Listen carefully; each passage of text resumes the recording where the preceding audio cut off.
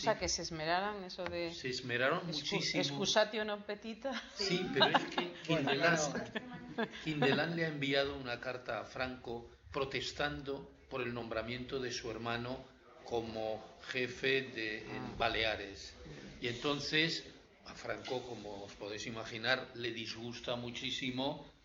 Es verdad que Quindelán para él es un referente en ese momento histórico, puesto que gracias a él ha sido elegido generalísimo, es decir, que no es uno cualquiera y que tiene un... Pero en fin, no entiende que se critique, porque además él no lo ha hecho por su hermano, sino que lo ha hecho pues porque ese señor, que es su hermano, pues ha dejado la embajada en Washington, se ha presentado a luchar y había que darle un empleo.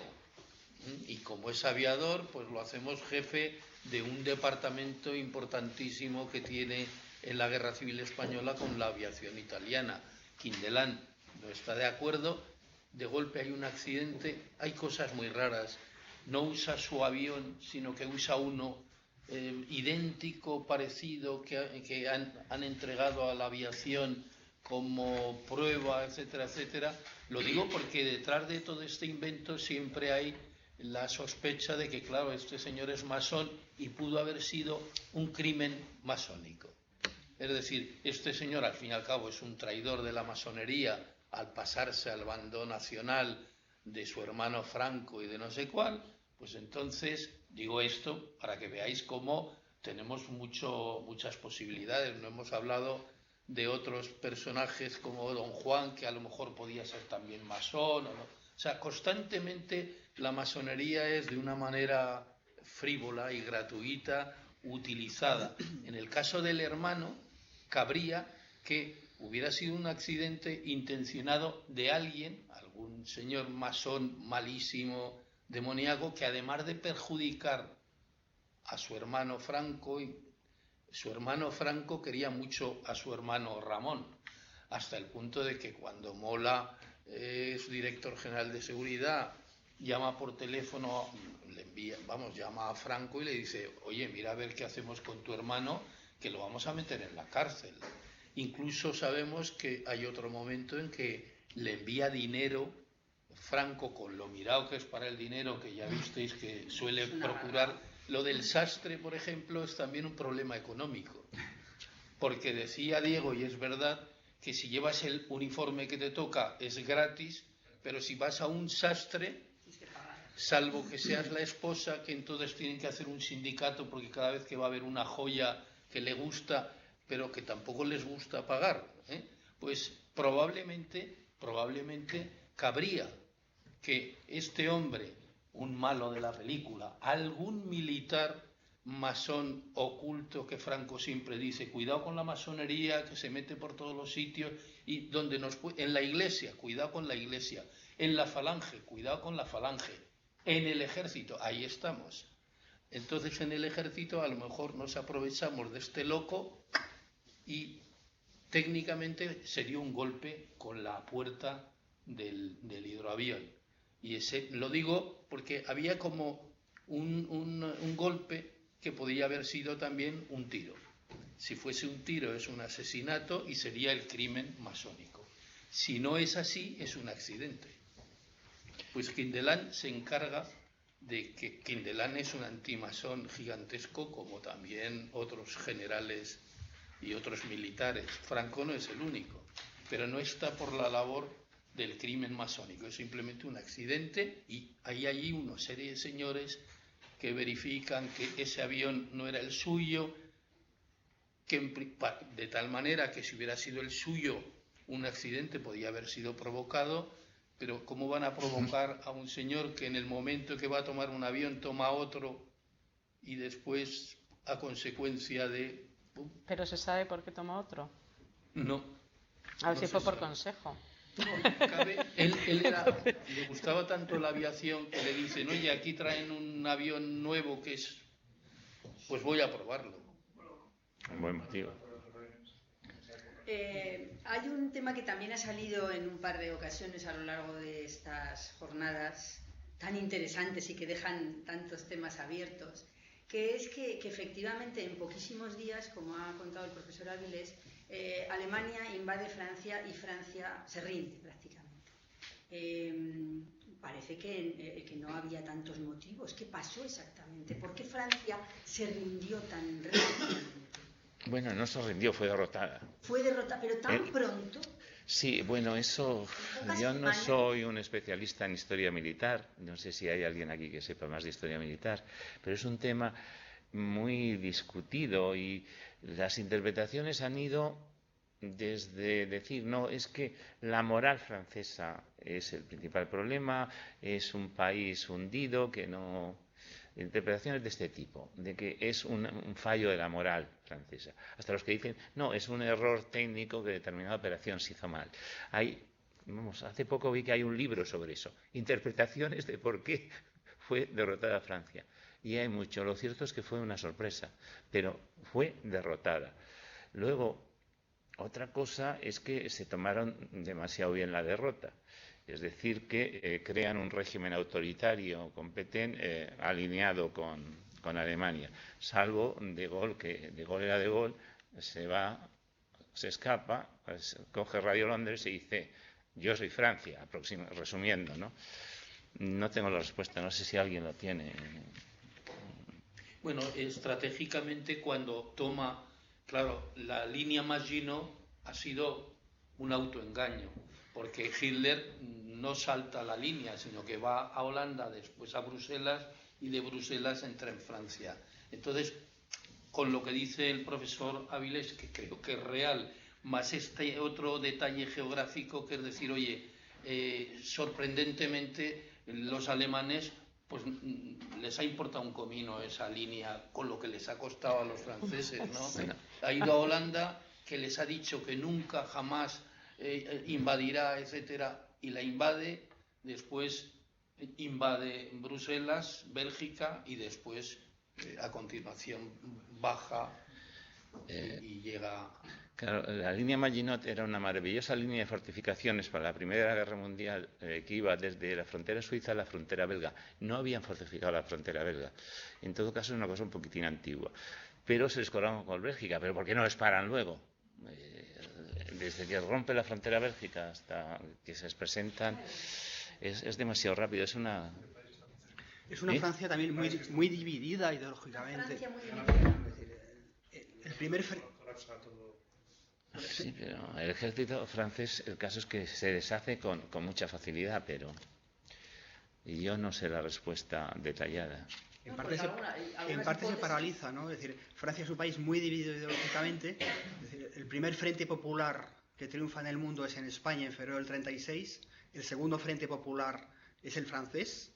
Y el tema de la guerra civil española divide profundamente a Francia. Es decir, cuando el Frente Popular francés empieza a vender armamento a la República Española, eso crea una división muy grande. Y igual que ha ganado la izquierda en ese momento en Francia, luego va a haber una reacción muy fuerte en la derecha, y en parte esa derecha es pro-alemana.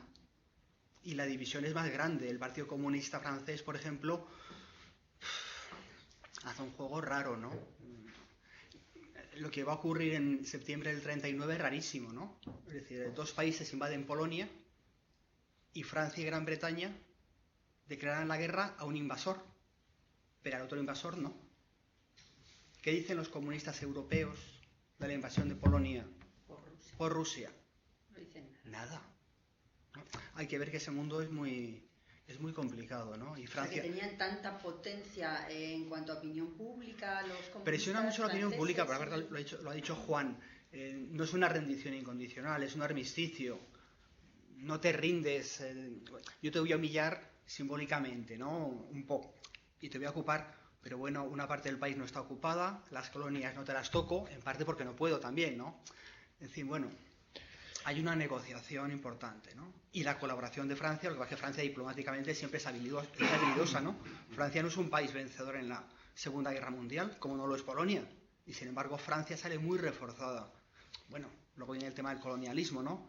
Pero bueno, Francia es un país que ha colaborado muchísimo con la Alemania nazi, y luego pareciera que ellos han estado en la resistencia frente a los invasores con extrema dureza, cuando han sido Estados Unidos los que han liberado a Francia, ¿no? Bueno, es un tema complejo. En el otro extremo técnico, dice que lo crucial fue que los alemanes diseñaron un buen sistema de utilizar los carros armados y los franceses no. Y yo no soy experto en eso. Sí, pero ya van diciendo varios factores que a lo mejor confluyendo todos ellos ya van dando alguna explicación un poco más... Bueno, lo cierto es que al inicio de la Guerra Mundial tienen tácticas mucho más modernas los alemanes que ningún otro. Al inicio, luego ya cambia. Sí, sí. ¿Más temas? Sí, por favor. Por seguir en esto, un comentario. Lo que dice De Gaulle, ya que lo habéis nombrado precisamente, es que hemos sido derrotados momentáneamente por una fuerza mecánica superior. Dice, pero nada impide, no digo las palabras textuales porque no lo sé, pero más o menos dice, nada impide, en ese famoso discurso desde ABC, nada impide que en un futuro una fuerza mecánica superior, es lo que usted ha dicho, de que hacia el 45 ya no son tan avanzadas las armas alemanas, una fuerza mecánicamente superior pueda hacer que volvamos a reconquistar Francia, por así decirlo, y echar a los alemanes. O sea, los alemanes en el 40 eran muy superiores al ejército francés. No en número, porque era un ejército gigantesco y demás, y tampoco en la marina, pero los tanques y los aviones eran mecánicamente superiores, eran armas más modernas y sobre todo las sabían utilizar mucho mejor. Entonces Francia era todavía casi un ejército de la Primera Guerra Mundial, exagerando un poco, pero el alemán era más avanzado tanto las armas como la manera en la que las supo utilizar. Si mal no recuerdo, De Gaulle era de los pocos militares franceses que tenían otra idea de cómo había que emplear las unidades mecanizadas. Creo recordar. No le hicieron caso durante la invasión, durante esas semanas de mayo. El ejército francés es potentísimo. Y la derrota francesa, se ha estado contando, es un factor explicativo muy fuerte para que desde España se piense, si ha caído Francia con lo fuerte que es, Alemania gana la guerra. Posiblemente va a ganar en el continente de la guerra y luego ya veremos qué pasa con Gran Bretaña, pero en el continente el mundo queda impresionado. Es decir, Alemania, los generales más modernos eran alemanes y rusos. Stalin se ha cepillado a varios de los rusos y luego va a recuperar a otros, ¿no? Pero es decir, los más modernos en ese momento son los alemanes. La guerra relámpago. Los carros de combate franceses estacionarios, defensivos. Los alemanes son ofensivos. Pero aún así, el ejército francés de tierra es muy, muy potente. Y de aviación malo no era tampoco.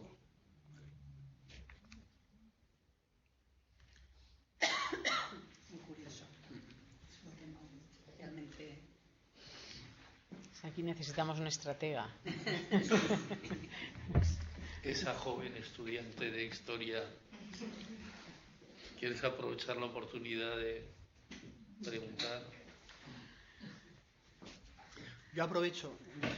Como ayer no estabais para criticar mi ponencia, yo alguna pregunta sobre la vuestra, ¿no? El tema del lenguaje político. Por ejemplo, la profesora Dario, hablando de Juan de Borbón, ha dicho que era el legítimo heredero de la corona, ¿no? Y ha dicho que tenía los derechos dinásticos. Y luego se ha estado hablando de Alfonso, de Jaime y de Juan, que si renunciaban a sus derechos a la corona de España, etcétera, etcétera, ¿no? Realmente ellos no tenían nada.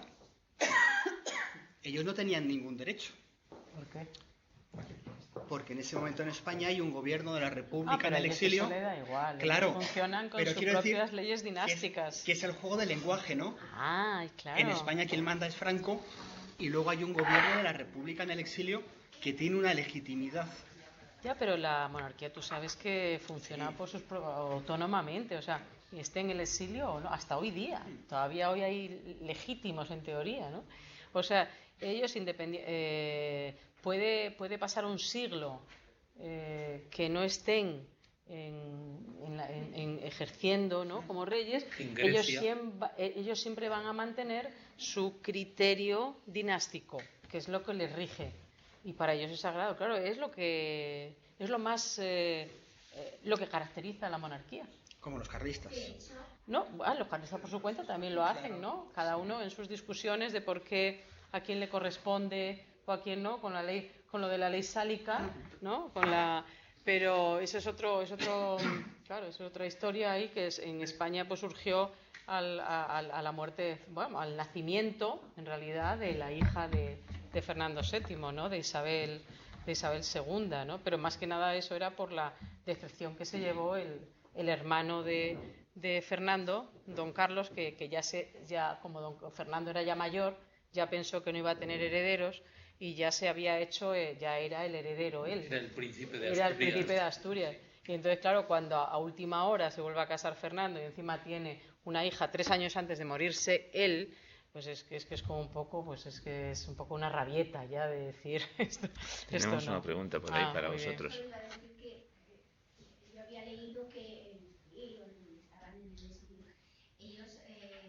se consideraban que tenían una pequeña corte alrededor, que iban a saludarles todas las mañanas y todo como si fuera el monarca. Claro, ellos mantienen siempre su... A ver, es que si no la monarquía se cortaría y nunca se corta.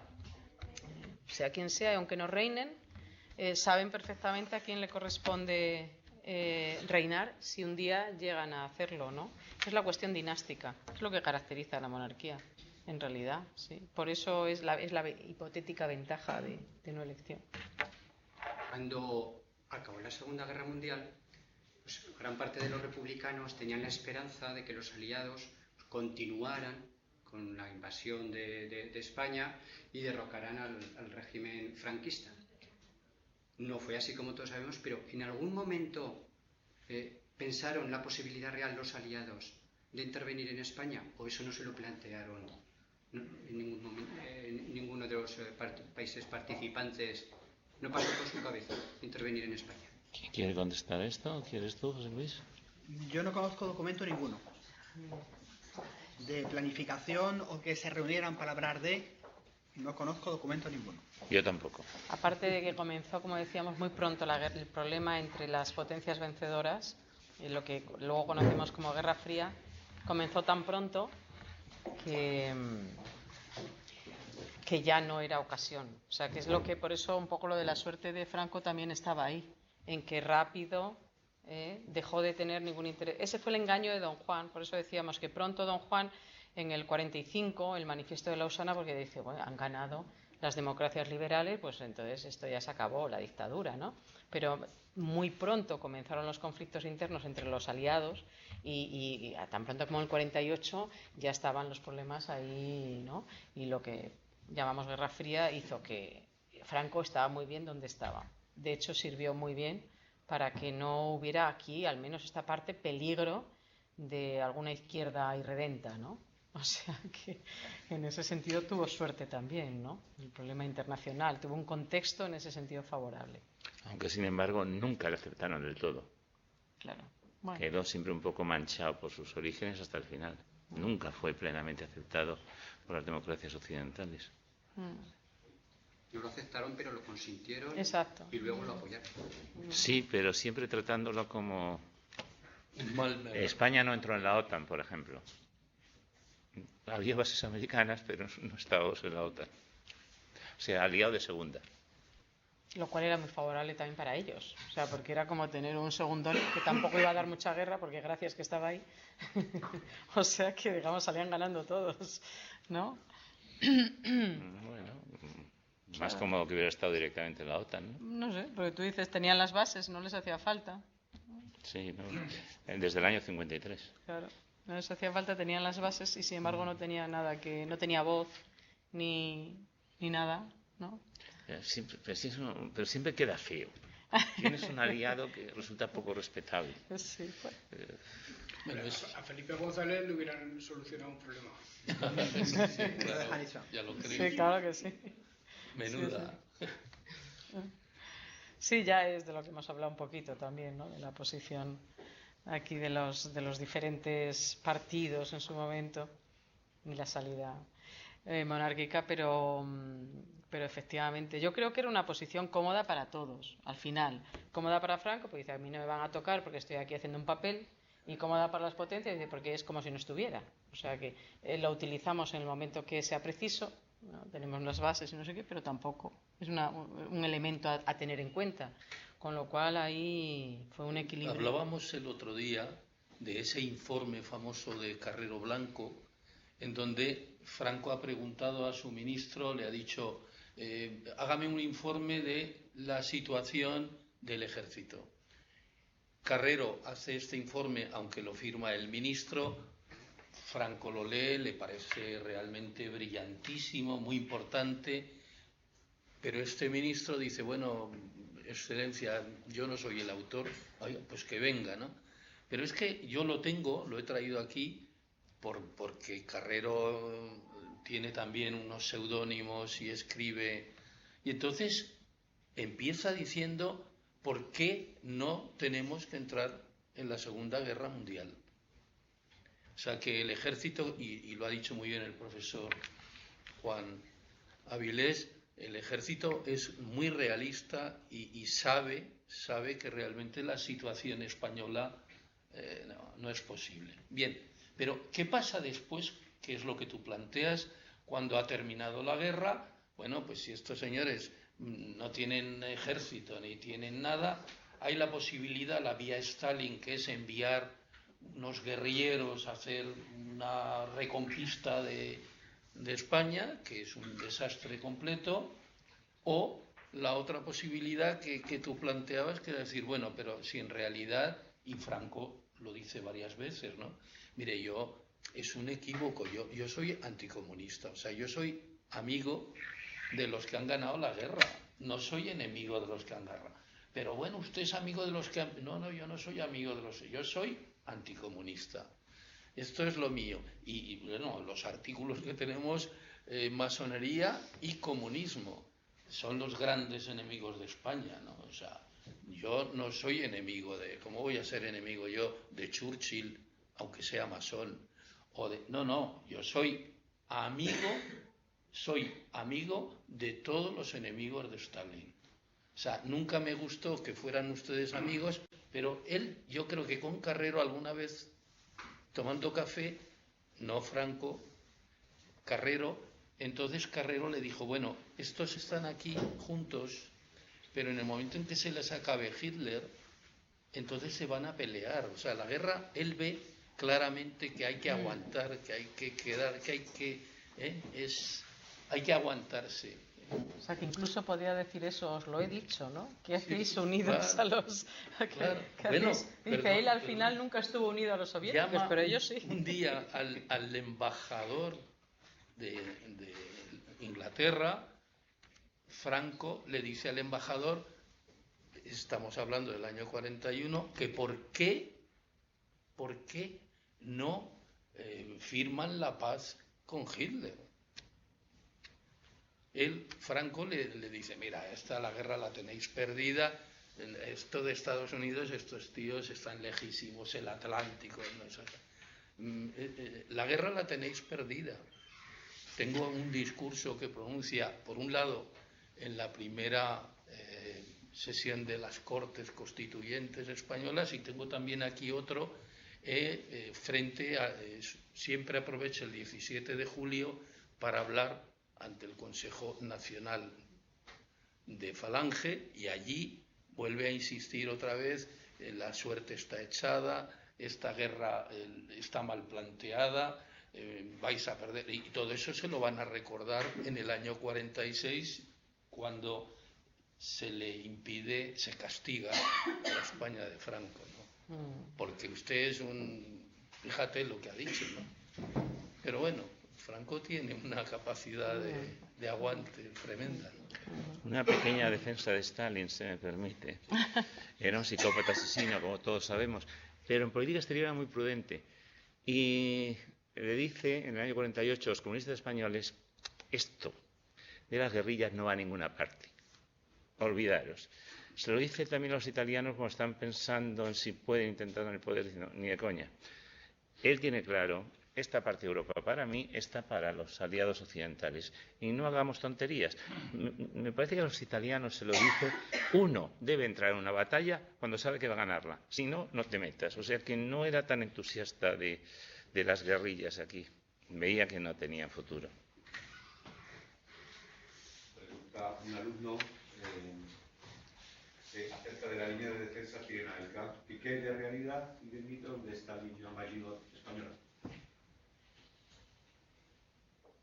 La pregunta es ¿cómo? Que si la defensa de los Pirineos española era sólida o no tan sólida o... ¿La de los Pirineos? Sí, los Pirineos. Entiendo que no, ni frente al ejército francés ni frente al ejército alemán. Desde luego frente al alemán en forma alguna, vamos. Lo que sabemos es que en el 39 se hacen fortificaciones en todo nuestro Pirineo, en Aragón, por ejemplo, y en varios, pero yo estoy de acuerdo que supongo que se hace más como castigo a los presos republicanos que hacen trabajos forzados y que de paso pues que impidan, que hagan que los Pirineos sean un poco más frontera, pero yo creo que al ejército alemán, el ejército, los Pirineos no le plantean ningún problema. Si hubiera habido grandes fortificaciones, ahora sería un atractivo turístico, claro. Se conservan bastante. Alguna cosa, pero no una línea Maginot. Pero no es un impedimento, porque tienes la gran aviación alemana, que bueno, tú tienes una fortaleza en un trocito que no sé cuál, pero eso es un concepto de la Edad Media en realidad, porque tú bombardeas, acuérdate de Italia, por ejemplo, y de los mismos rusos sobre Alemania, es decir, la aviación es que la línea ya ese es un concepto que no es del siglo XX. De todas formas, creo que Franco la plantea frente a los aliados. Cuando está el peligro ese de la posibilidad de que Hitler invada España para llegar a Portugal, a Gibraltar, creo que no la tenía, empezaba a lo mejor, pero no la tenía muy avanzada. Yo creo que la línea P, esta, como la llaman, otros nombres que no recuerdo, creo que es más frente a los aliados, y cuando 40-41 está ese peligro no la tienen muy terminada, aunque eso sí, lo que ha dicho usted, que no... Pero España, claro, ya no solo por la aviación, es que además España está rodeada de mar, o sea, es que hacer ahí hay unas, esto justo en los Pirineos, pues es como que en la parte más pequeña. O sea, con todo y con eso invadir España no era fácil, ¿eh? Hay mucho monte, pocas autopistas, entonces... No era por eso es mejor por mar. Y los españoles no sabían cómo podían reaccionar. Hablábamos de Napoleón, Juan, hablábamos de Napoleón. Quizá estos señores habían leído la experiencia de Napoleón y habían dicho, oye, mira, la península ibérica para los peninsulares iberiqueños, y que hagan lo que... ahí se lo dejo, y viene Fernando VII, oye, mira, cógelo con tal de que no vengas... Yo tengo otros frentes, otras batallas, otras guerras, y reconozco que esto de los españoles es muy complejo. Fíjate que tiene playas y que no sé cuál, pero Napoleón está harto ya, lleva un tiempo y no hace más que luchar y no gana nada y tal. Al final se van, porque fíjate, es una retirada de un ejército que está llegando casi a Moscú. O sea, es incomprensible, pero comprensible, porque la geografía y la forma de ser de estos ibéricos, hispánicos y tal, pues puede lanzarles a la independencia. De hecho, Franco, tengo yo varios artículos, que juega con la independencia. Cuando le están hablando estas Naciones Unidas de que ustedes tal, entonces él habla de la independencia, no solo de la no injerencia, que esos son términos diplomáticos, políticos, jurídicos, pero él habla de la independencia del pueblo español. Y las manifestaciones en Madrid, las pancartas, son independencia, ¿no? O sea, que no venga nadie pero ¿quién nos va Pero fíjate que dices que Napoleón habría sido el título para hoy, porque ha salido en todas las ocasiones. Pero fíjate que has dicho a Napoleón, pero de Hitler se dice que cometió el mismo error que Napoleón. El mismo error, o sea, sí. Que no lo debió leer mucho, o sea, no debió tenerlo muy presente, porque cometió el mismo error de los dos frentes, ¿no? Sí, sí. O sea que quizá no iba por ahí. Sí. Sí. De las defensas, en el Pirineo se hace más bien muy poco. Y lo principal está en la zona de Cádiz, Huelva y Canarias. y Canarias se paraliza poco porque cuesta mucho dinero, ¿no? Pero en buena parte son gestos, son elementos simbólicos, ¿no? Si me amenazáis o me presionáis, yo estoy dispuesto a defenderme, ¿no? Ese es el mensaje. Y ese mensaje se lo envía al exterior y al interior. Al exterior, si venís a atacarme, corréis el riesgo de que haya una guerra civil en España, cosa que los aliados desde luego no quieren, ¿no? Y cuando los monárquicos presionan mucho, que sean el 43 procuradores y sobre todo 8 de los 10 tenientes generales, Franco dice: yo no me marcho. Y a puerta cerrada dice una frase que les queda.